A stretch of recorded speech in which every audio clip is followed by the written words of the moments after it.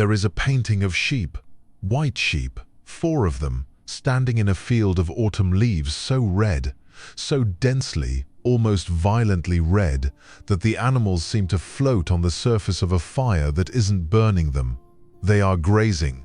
They are completely at peace. The world around them is ablaze with color, and they are simply there, present, unhurried. That is Ernest Bieler.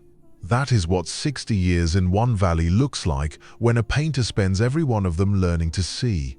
He was 21 years old and he had been studying in Paris. The Académie Julian, the most modern art city in the world, loud with theory, loud with revolution, every painter trying to break something that had never been broken before. Impressionism was rewriting light.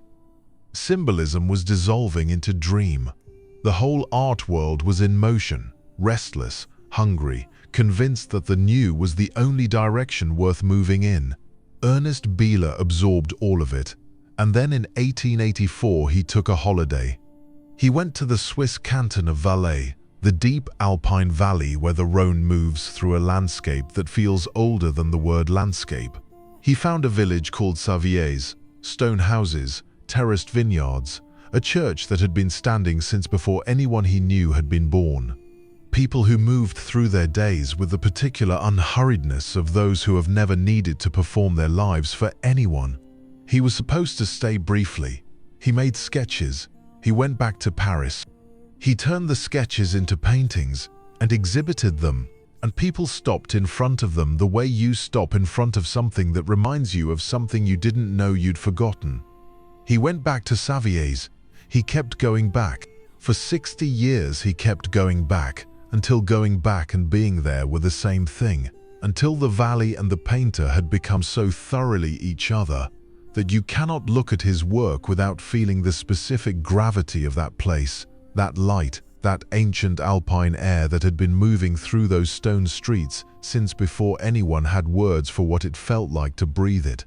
He had found his subject. He had found the thing he had been looking for without knowing he was looking for it. Before you understand what he did with the women, before the braided crowns and the hydrangeas and the 13 women around the dark water, you need to stand in front of the men, because this is where you understand what kind of painter he actually was.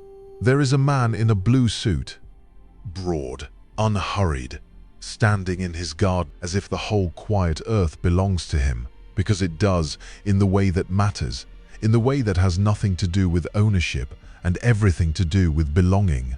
A life so completely inhabited that it radiates outward from the canvas like warmth from a stone wall that has been holding the sun all day.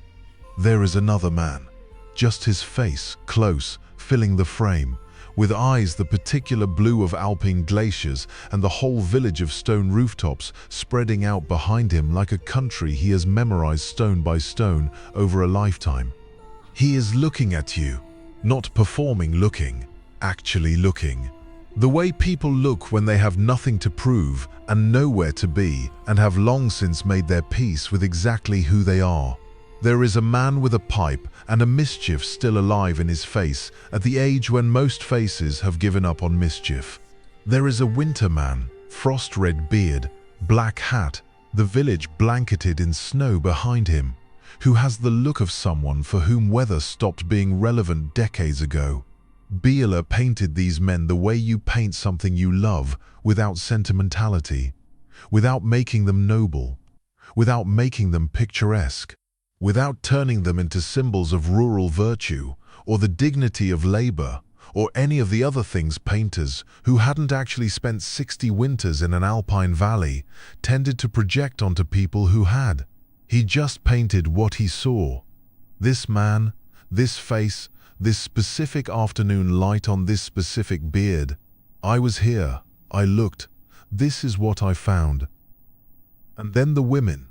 A face in profile, dark hair, clean jaw, a cluster of white hydrangeas so present behind her that the flowers and the woman seem to be made of the same substance, the same patience, the same quiet abundance. She is not looking at you, she is looking at something you cannot see and have not been invited to see. Her interior life is completely her own. A woman facing you, braided crown of deep auburn, hands at her face, thistles blooming purple behind her, green eyes that have been looking at this world for a long time, and found it neither disappointing nor miraculous, but simply, fully real. She is thinking. You do not know what she is thinking. You feel, standing in front of her, that you could look for a very long time and still not reach the bottom of what she is thinking. And then this. A mother and a child on the kitchen floor. The woman in her dark dress and white collar bent completely over the small figure in her lap. The child absorbed in a toy. On the table behind them, oranges, a decorated pot, a blue checked cloth, the carved wood of an alpine chest with initials that tell you this family has been here long enough to carve themselves into the furniture. Nobody is performing anything for anyone. This is just an afternoon. A specific afternoon in a specific kitchen in Savièse. The light coming through in the particular way it came through on that day and no other day. And a woman and her child doing what women and children have done in kitchens since kitchens existed. Bieler painted it like it was the most important thing in the world, because he understood that it was. He didn't only paint people. He painted the valley itself, its seasons, its gardens, its animals, its specific quality of afternoon light in September, when the leaves turn and the world becomes briefly, overwhelmingly, almost unbearably beautiful before it lets everything go. Les tournesols, sunflowers. Two of them, enormous, turning their faces toward the light with the same quiet devotion as his women in the portraits.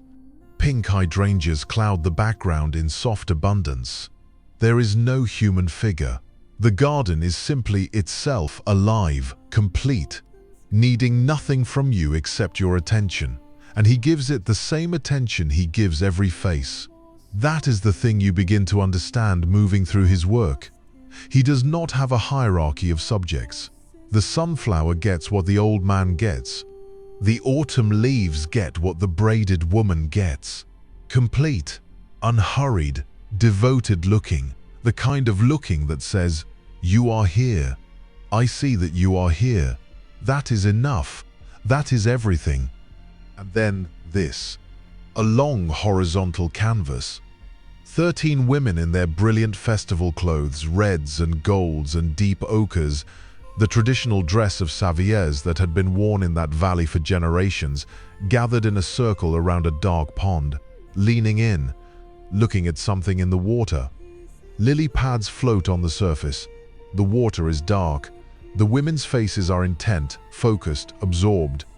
One reaches toward the surface. Another holds something. A vessel, a mirror, an offering. What are they seeing? He never tells you. And then, les bacchantes, the same women, but now free, dancing, arms flung open, hair loose, grape crowns in their hair, tambourines in their hands, their whole bodies given over to a joy so complete it looks like another kind of devotion. Amber and scarlet and gold moving through the canvas like fire that has decided to become music. The woman who was bent over the autumn leaves. The woman who curved around her child on the kitchen floor. The woman who looked at you from under the braided crown with those deep, thinking eyes.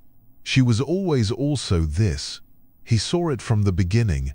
He painted this valley for 60 years. The world changed around him in ways that would have broken a less devoted man. 2 world wars.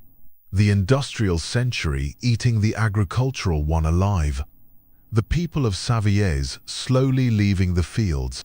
The festivals becoming rarer. The braided crowns disappearing. The old men with the feathered hats and the ice blue eyes becoming the last of something that had no name because it had never needed one. It had simply always been there until it wasn't. He kept painting, not from nostalgia. Nostalgia is passive. It mourns what is gone from a safe distance. What Bieler was doing was something more urgent, more active, more like a man who has seen a fire starting and is painting every wall of the building before the smoke makes it impossible to see. He was consecrating, saying, "This face existed, this afternoon existed."